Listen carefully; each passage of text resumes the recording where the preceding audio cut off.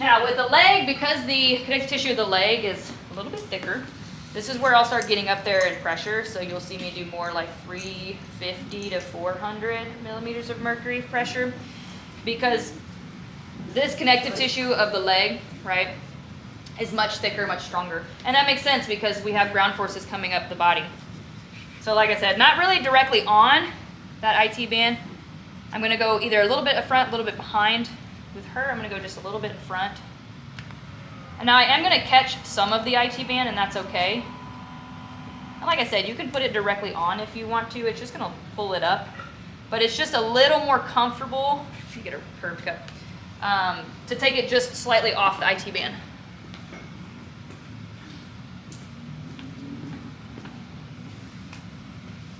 Curved cups for me are really hit or miss. Like sometimes they stay on better. Sometimes they don't stay on better, as you guys saw with the nerve mobilization. So with the leg, I'm just going to take it into flexion extension, and then as she gets more tolerance, then I'll come out into abduction and adduction, and then I'll play with the knee as well. I just want to think about trying to floss this tissue under the cup. And then as she gets more comfortable, I'm just finding some motion. Now, if I wanted her to move, I would have her stand up. I'm gonna have you stand up. Yep, you can come to this side. You're gonna post on that leg.